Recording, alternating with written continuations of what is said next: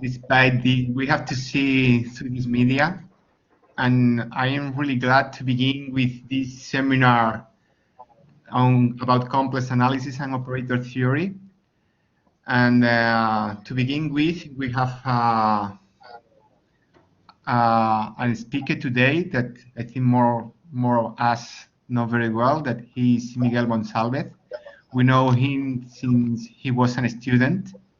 Now he's a postdoc in the Czech Technical University in Prague, and he's going to talk about Bishop operators, invariant subspaces, and spectral theory. Miguel, whenever you want. Thank you very much, José Ángel. Okay, now well, we're going to talk about some work we did with Eva Gallardo in my doctoral thesis, which I defended last November. And also the topic is entitled Bishop operators, invariant subspaces, and spectral theory. So, okay, how can I? Sorry, huh? Okay. So, well, this is an outline of the talk. How can I? Okay, so sorry.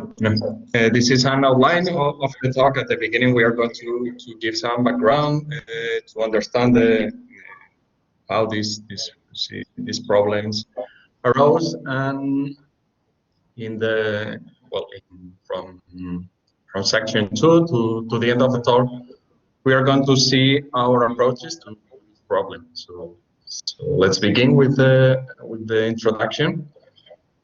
So recall the invariant subspace problem, which is a very important question in functional analysis and operator theory, which asks about the following question. We are given any linear bounded operator acting on a complex Banach space. Must this operator have a non-trivial closed invariant subspace? Note that this question has a positive answer whenever our Banach space is infinite dimensional or is a separable topological space. So from now on, all the Banach spaces appearing in this talk will be considered infinite dimensional and separable.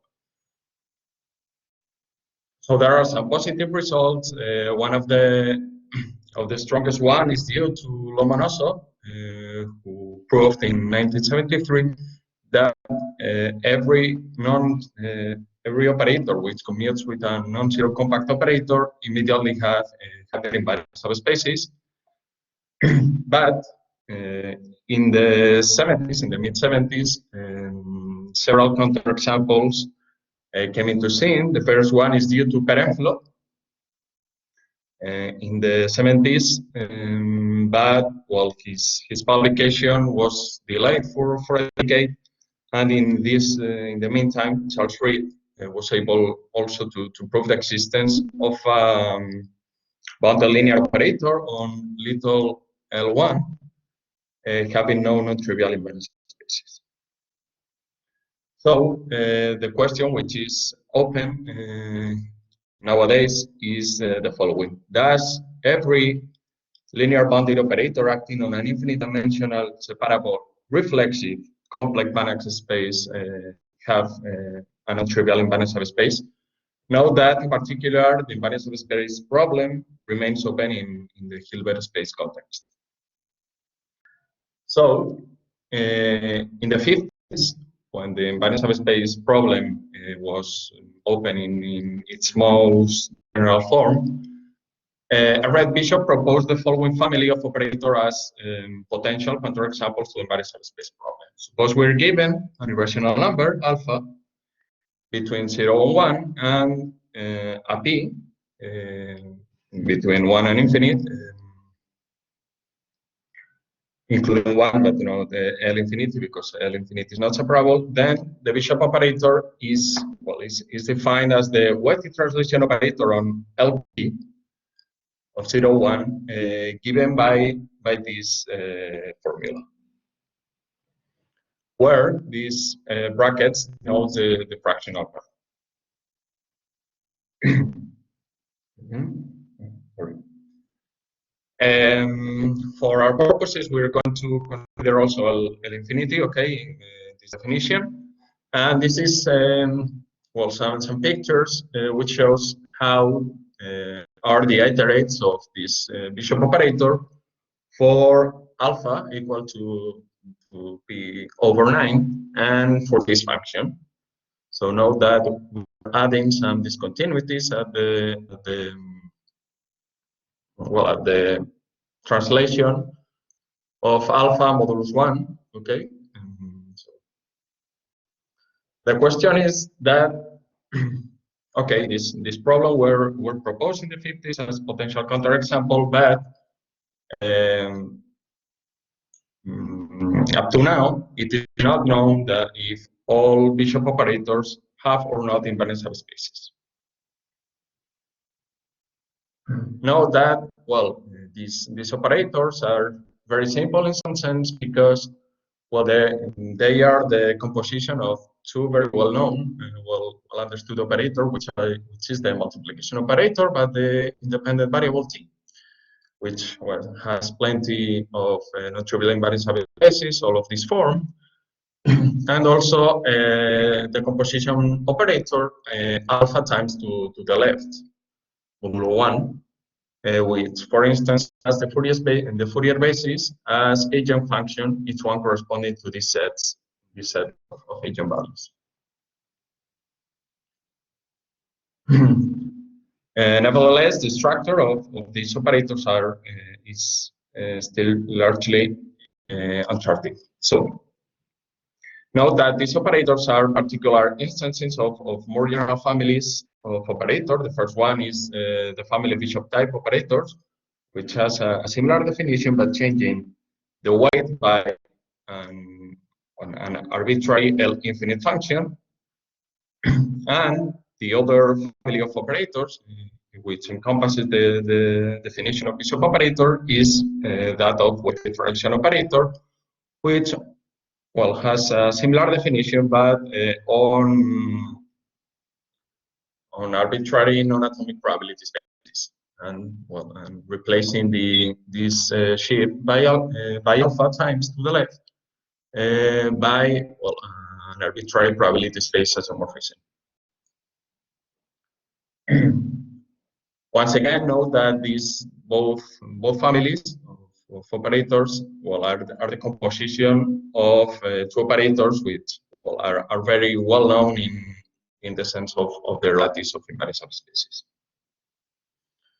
Note that ergodicity plays a very important role in the sense of existence of invariant subspaces, because well, whenever we are given a weighted relation operator having an ergodic shift, we immediately have invariant subspaces given by this subspace. Okay. So examples of ergodic shifts are, for instance, all those given by these irrational translations, which in fact are uniquely ergodic. And on the other hand, rational translations are non-ergodic, and that's an easy way to prove that all rational Bishop operators must have non-trivial invariant subspaces. So, what about the spectrum of these operators? Recall the following construction: the spectrum, which is, well, the set of complex points in which t minus lambda times the identity is non-invertible, the point spectrum, which is the set of eigenvalues, the approximate point spectrum, which is the set of approximate eigenvalues, and the surjectivity spectrum. Parrot in 1965 in his thesis proved, well, that the spectrum of any ergodic weight neutralization operator is of this form, is a single disk or annulus entering the origin, and we have all these equalities. Moreover, McDonald in 1990 proved that, in fact, if we have a uniquely ergodic weight and almost everywhere continuous weight, then the spectrum is totally determined as follows. If 0 belongs to the essential range of the weight, then the spectrum is the closed disk having this spectral radius, and otherwise the spectrum of the weight neutralization operator is the circle having also this spectral radius. In fact, Parrot proved that all Bishop operators share the same spectrum independently on the rational alpha and the spatial P, and is always the closed disk centered at the origin having spectral radius e to the minus. So, okay, what is known about the existence of invariant subspaces of Bishop operators? The first in proving the existence of invariant subspaces for some Bishop operators was Devi in 1974, who was able to prove that given a non-Liouville rational number alpha, then the corresponding Bishop operator had non-trivial hyperinvariant subspaces in LP for each P. Recall that a Liouville number is an irrational number such that can be approximated by other rational numbers up to arbitrary powers of the denominator. Well, the first Liouville number was given by Liouville, and in order to prove the existence of transcendental number, and it's given by this formula. Okay, so how Devi proved the existence of invariant subspaces for Bishop operators whenever rational symbol was non-Liouville. Well, he applied like a set of devices which were developed by Vermeer in the 50s, which rely on some functional calculus from Berlin algebras, and is the following construction. Recall that any real sequence, any bilateral real sequence such that rho sub 0 is equal to 1 and have the following properties, is a multiplicative and has this limit condition, then we can define the Berlin algebras, which is a Banach algebra of absolutely continuous function on the torus with complex values, which satisfy this norm. And the algebra structure is given by the operations of pointwise addition and multiplication. There is a very important theorem due to Berlin which characterize regular Berlin algebras from this series condition of this weight function. So from this condition, it's natural to take the following definition: any bilateral real sequence such that rho sub 0 is equal to 1 and has these properties is going to be called from now on a Berlin sequence. These are some examples of Berlin sequences. Some of them are going to be very important for our purposes. And the point is that these Berlin sequences are very are useful to construct invariant subspaces. This theorem is due to Vermeer in 1952 and proved the following: if we have an invertible operator such that their iterates satisfies in norm this series condition, then this operator immediately has invariant subspaces whenever its spectrum is not reduced to a single point. So several authors have passed the ideas of Vermeer. We're going to be overall interested in the ideas due to Colomar and Foyas and the ones by Atmon. Atmon proved like a kind of vector-wise variant of Vermeer's theorem in 1984, which is the following. Suppose we are given an injective dense range Banach space operator, and suppose that there exist two sequences, one in our space and the other one in the dual space, such that the bilateral, just that the bilateral orbits of these sequences are dominated by a Berlin sequence. Then, if this technical condition, which is going to be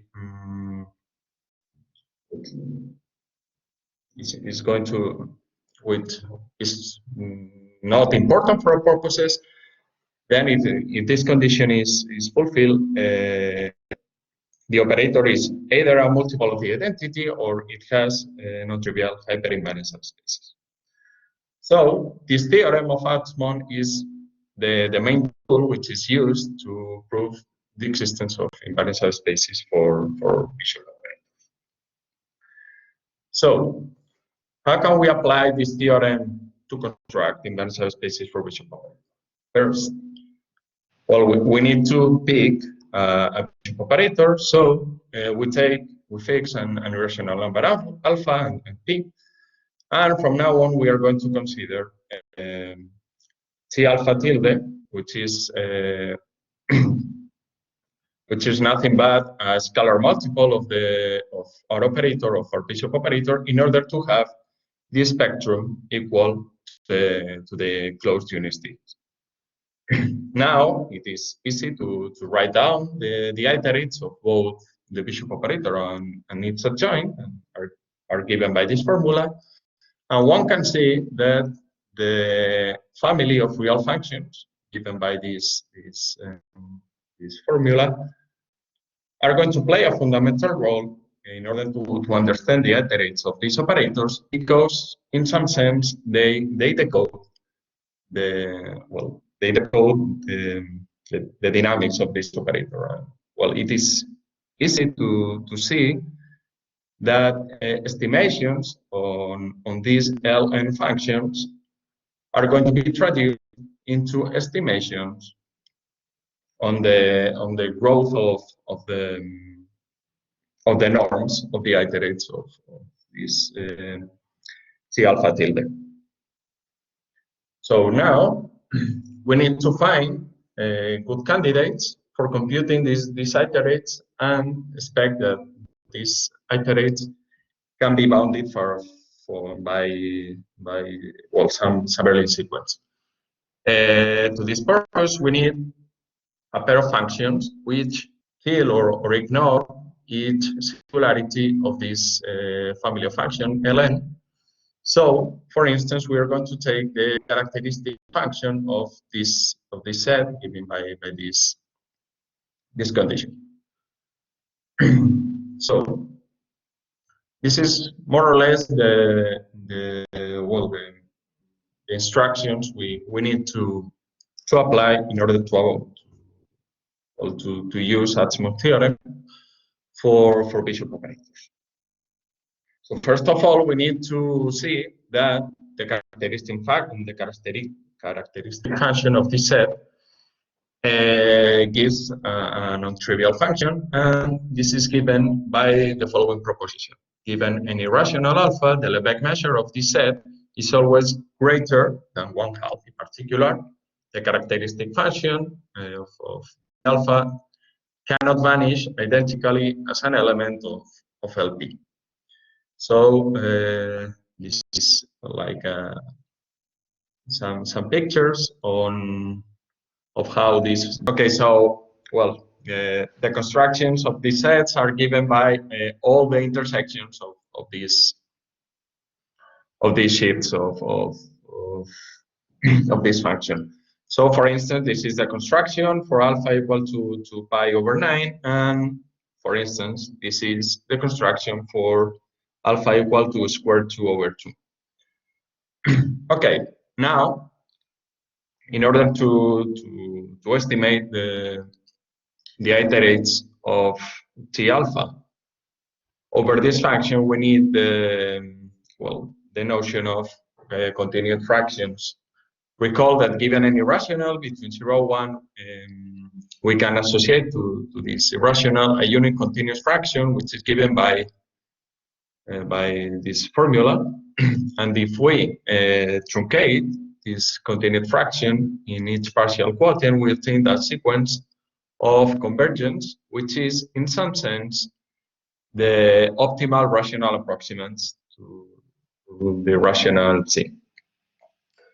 Indeed, we can estimate the speed of convergence of the convergence to this rational number, which is given by these bounds. Okay, now so using this circle of ideas, Plateau in 2008 was able to extend Davis' theorem and prove the following: given any rational number whose convergence satisfies this asymptotic condition, the corresponding bishop operator has non-trivial invariant subspaces in its LP. So, well, an idea of the proof is the following: we need first to prove some bounds for these Lm functions, and for each T belonging to this B alpha. Now, using the correspondence between Ln and this T alpha tilde, we are able to prove this asymptotic bound. And now, finally, choosing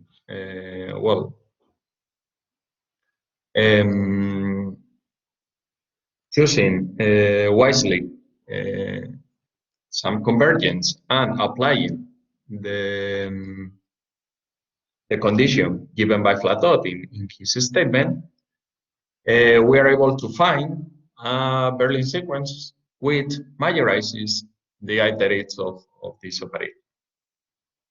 So this is more or less a simplified proof of Plateau's result. So note that the main limitation of Plateau's method is that when n is very much greater than q, we cannot control adequately this logarithm. So what's the problem? When alpha has wide separated convergence, such situation may happen. So we need to strengthen the lower bounds for Ln in order to apply all these devices.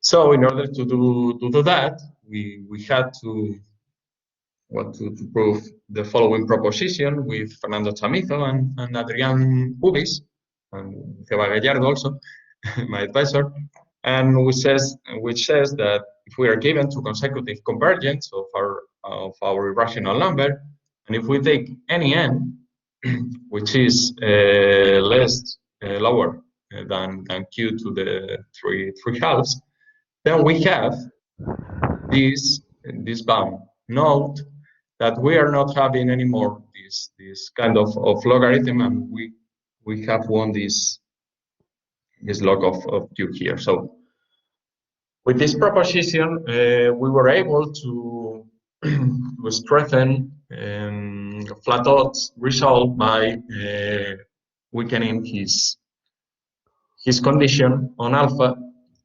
And our theorem is the following. Suppose we're given an irrational number such that their convergence and satisfy this asymptotic condition, then the Bishop operator always have invariant subspaces.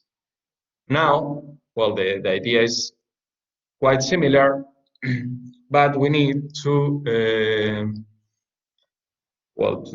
to find a new Berlin sequence which majorizes our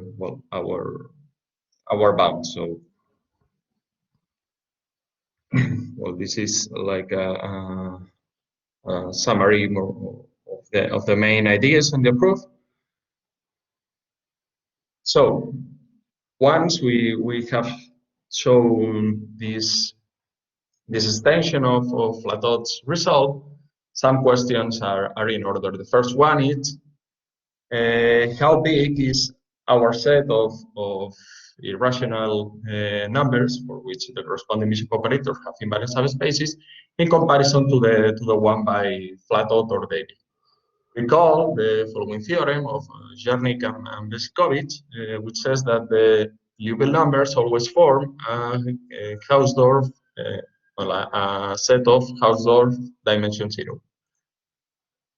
In particular, this said that we're dealing with extremely negligible sets of irrational numbers, so we need to take more sensible metric devices in order to measure the difference in size of these sets.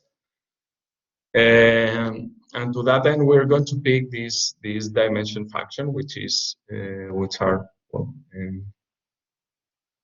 more sensible than the usual one. So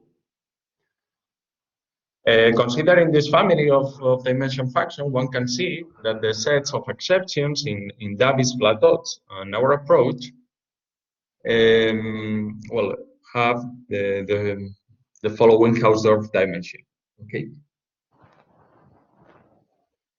And well, the other question, which is in order, is that okay, we have like a set of instructions and this Atmann's theorem in order to construct invariant subspaces for the Bishop operator.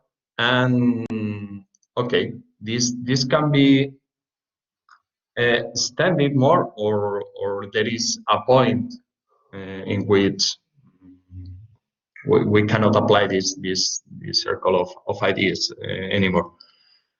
And the answer is that these ideas, well, that our approach is in some sense the best possible approach from Atmann's theorem. Recall that our condition was this q over log of q over 3, and then we were able to prove that if we pick an irrational number which does not belong to this set, which is given by the irrational numbers having convergence such that verify this asymptotic condition, then for every non-zero function, well, the corresponding Bishop operator, its iterates are cannot be dominated by any Berlin sequence. So Atmann's theorem cannot be applied anymore. So now the point is the following. Okay, recall that we haven't been able to prove the existence of invariant subspaces for all Bishop operators using this Atmann's theorem, but on the other hand, Parrot proved that the spectrum of all these operators was independent on the choice of both alpha and p. So maybe A deeper analysis of the spectrum and the spectral parts may help with the uncovered cases by Adfon's theorem. So at this point, recall that the spectral theorem for normal operators on Hilbert spaces was able to produce invariant subspaces for a normal operator by picking some parts of the spectrum. So maybe this idea can be also applied in some sense for our family of operators. In this line, Foyas in 1963 introduced the concept of the composable operators, which are given by the following.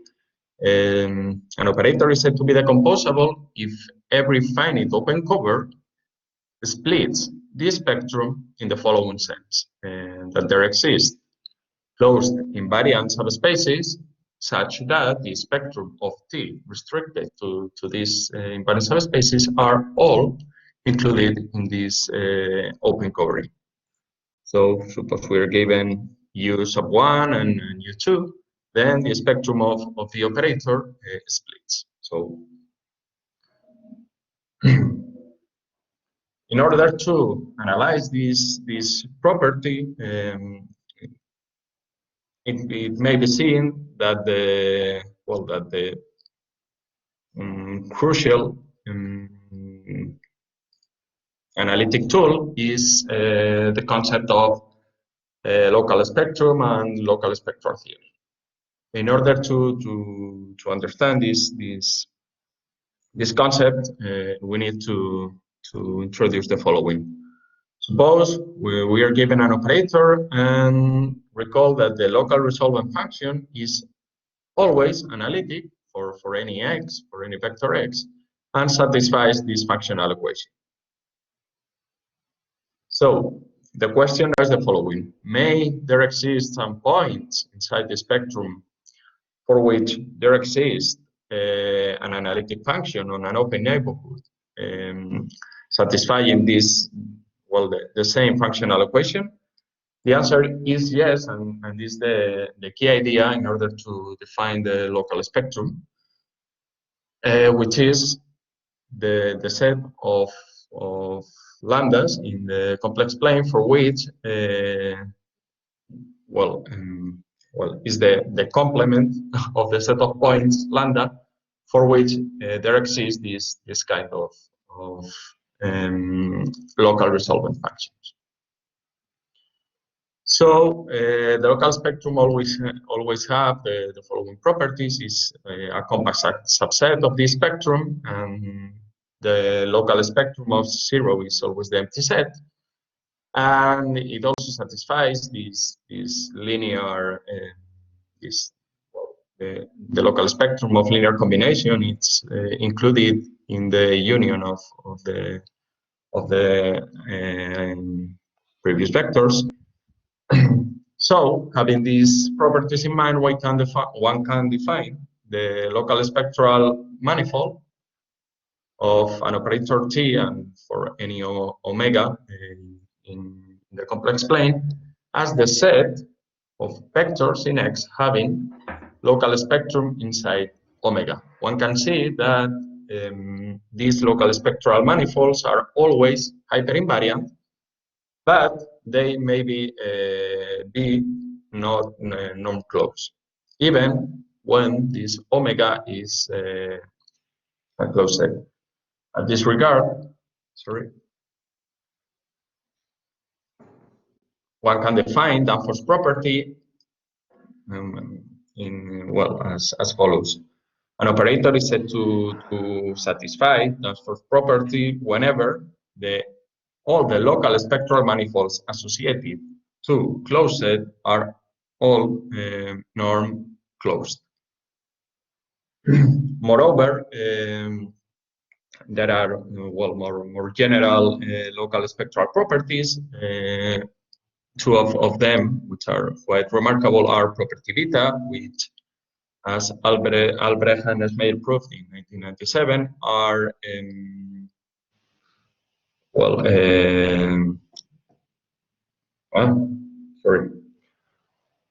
Well, an operator is said to satisfy bishop property beta whenever it's a restriction of a decomposable operator, and on the other hand, an operator is said to satisfy the decomposition property delta whenever it is similar to a quotient of a decomposable operator. One can see that these properties are the dual one of each other in this sense that an operator has property beta or delta whenever it's adjoint has the other one. This is a map of these of the relations of these local spectral properties and their duality correspondence. So in order to study the shape of the local spectrum of bishop operators, we are going to use the notion of local spectral radius, which is given by a local variant of the Gelfand's formula. Recall that the Gelfand's formula says that the spectral radius of an operator, which is given by the maximum of the modulus of the points in the spectrum, can be also computed by this limit. However, when we take a fixed vector, the sequence of the iterates taking this route may be non-convergent. So we define the local spectral radius as at this lim sub in order to be convergent. So one can see that there is a relation between the local spectral radius and the maximum modulus attained in the local spectrum, which in fact can be replaced by an equality as long as, for instance, the point spectrum has empty interior. Muller saw that the equality between the spectral radius and the local spectral radius is always held on a set of the second category. And Atzmon introduced the property of power regularity for an operator whenever the sequence of these iterates is convergent for any vector in the space. So there are many operators which are known to be power regular, among them all the composable operators and operators having this property beta. And the question is the following: can we say something about the local spectral radius of bishop operators and or bishop type operators? And the answer is yes. One can see that given any ergodic with the translation, one can bound from below the local spectral radius by this exponential of this integral of the logarithm of the weight. So this formula has some consequences. In particular, for instance, given an ergodic weighted relation operator on LP, we can see that the spectral radius is greater than all these local spectral radius, and is greater than this exponential. And if we translate these inequalities to the spectral radius of the restrictions, we can see that given any non-zero invariant subspace for these weighted relation operators, we have the following for the corresponding inequalities. In particular, if the spectral radius is equal to this exponential, the preceding inequalities are all equalities, and the corresponding operator is power regular. And this is what happens with all bishop operators. Given any rational number, the associated bishop operator is power regular on each LP. In fact, and moreover, we can see that whenever it exists, the spectral radius of the bishop operator restricted to any invariant subspace is always equals to e to the minus 1. This is some pictures of what I have, some slides above. With these ideas, we were able to prove that no bishop operator can be decomposable on any LP space. And the idea is quite natural. We only have to suppose that the bishop operator is the composable one, and pick an open covering of the complex plane given by, well, by a pair of circular symmetric sets, and we arrive to a contradiction. Okay. In fact, a similar argument can be used, in fact, to discard this beta property and delta property for all bishop operators. And well, okay, so now, in some sense, if we traduce all our previous results in terms of local spectral manifolds, we are being able to see that the local spectral manifolds associated to any set included in the interior of the spectrum of our bishop operator is always 0. The question now is, okay, what happens with the boundary? And we were able to show that the that the local spectrum of this characteristic function of B1 of B alpha is always included in the boundary of the spectrum. In order to prove this, we use this sort of inequalities we obtain to extend the flat odds result. So, well, but now, okay,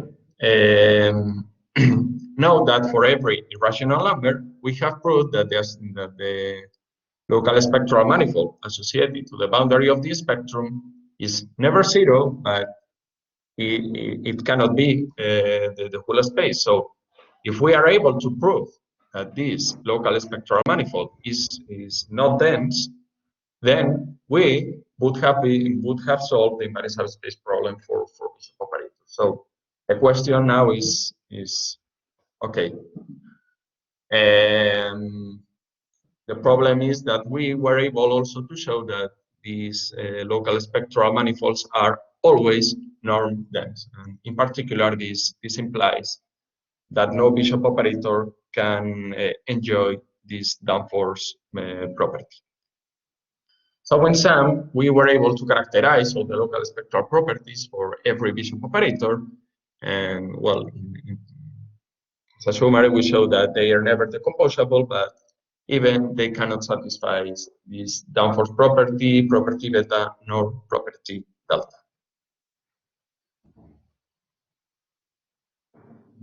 But now,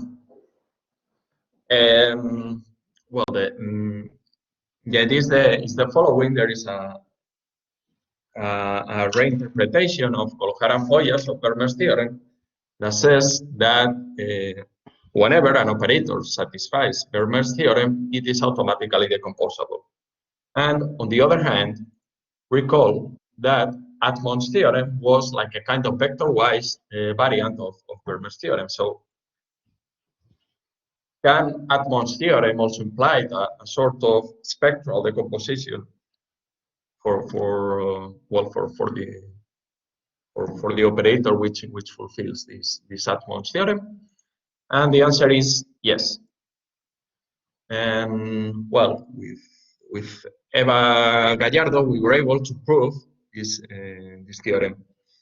Suppose we are given an operator satisfying Atmann's theorem. Okay, and there is a non-zero vector such well, a couple of non-zero vector, one in the space and the other one in the dual space, whose iterates, bilateral iterates, are dominated by a Berlin sequence.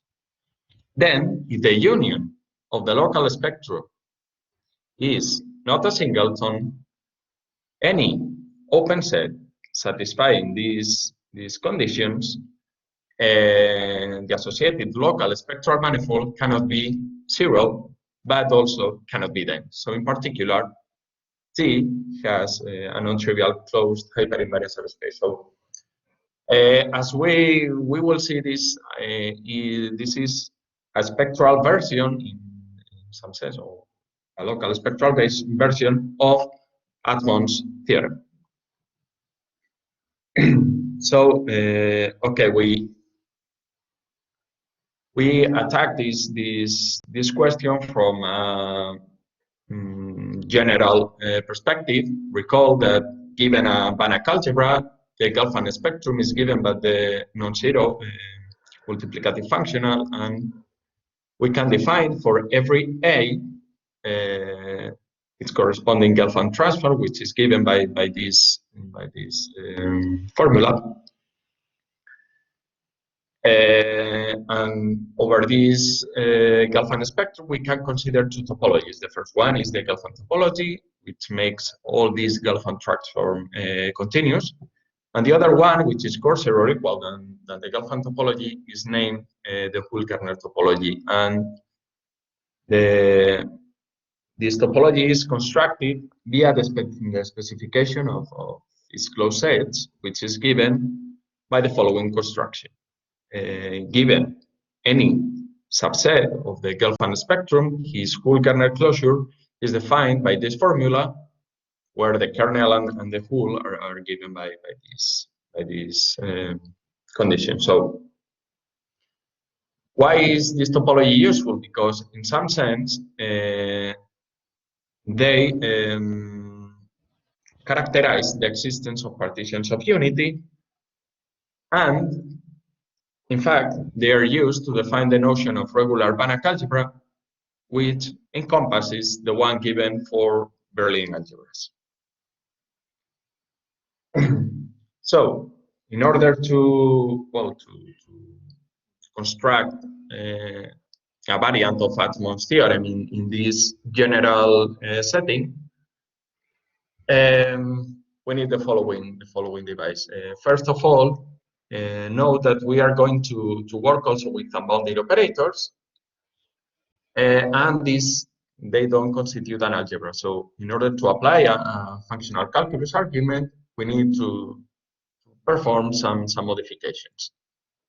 First of all, given a mapping of this form, is going to be set. It's going to be set an algebra axiom whenever we have some algebraic structure in this sense, and from this we define a continuity curve for a map of this form whenever we have this algebraic structure, and this operator is bounded for every element of this continuity curve.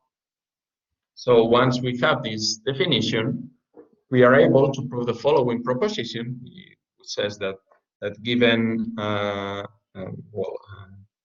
Banach algebra, semi-simple and commutative, and complex Banach space, and the algebra action having a continuity core, the sub phi, we are able to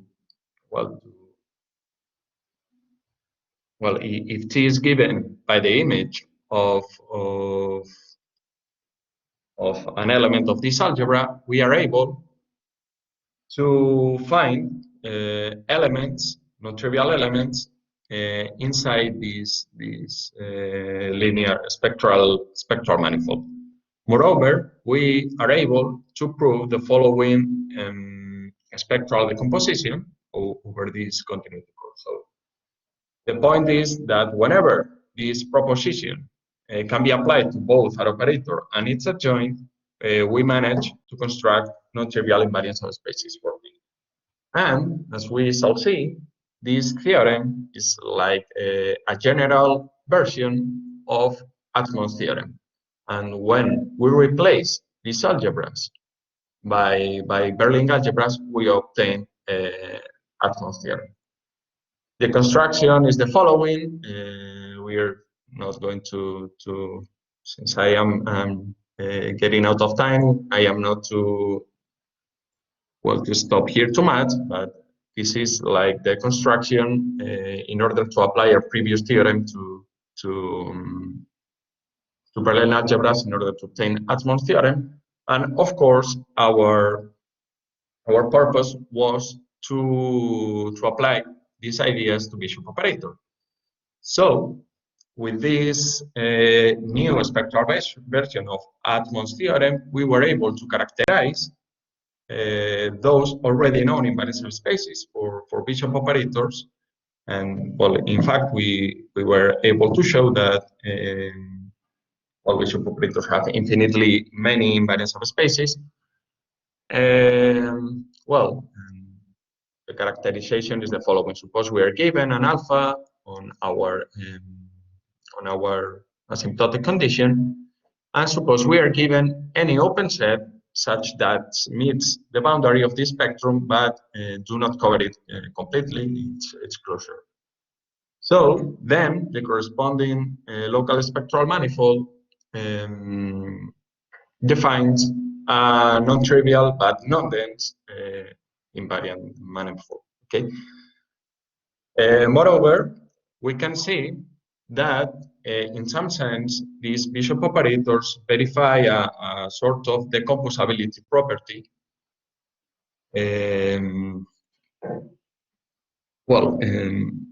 We can see that there exists a dense linear manifold given any Bishop operator and any LP space. There exists a dense linear manifold such that is included in the algebraic sum of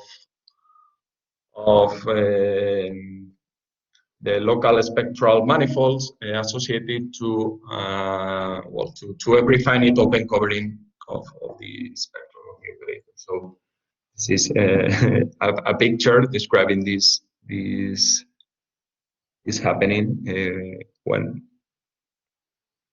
So I would like to finish my talk with the following conjecture that ask about the following. The point is, okay, we cannot apply Atmos theorem from our condition. In fact, we proved that we cannot expect to apply Atmos theorem from this asymptotic condition. But there are some spectral stability among all Bishop operators, so maybe we can address the invariant subspace problem for any Bishop operator, trying to prove that this kind of local spectral manifolds are both non-trivial and non-dense on every LP space. So sorry for all the technical problems, and this is all I wanted to say. These are some references of the articles involved in my thesis, and also this is a reference of my PhD thesis. And thanks for your attention. Okay, thank you, Miguel. Thank you for your nice talk and for your interesting results. So now it's time if somebody in the audience want to make some questions or comment.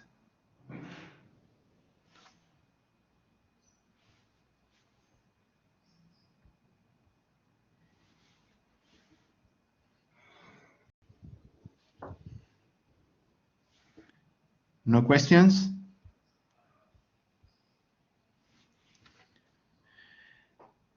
Okay, so then we are done. Miguel, thank you very much for beginning this seminar. I hope that we are going to have very nice talk like yours during this winter and spring and beginning of the summer. And I'm glad to see you all of us in this seminar despite the situation. Thank you very much. Thank you for everybody. Okay.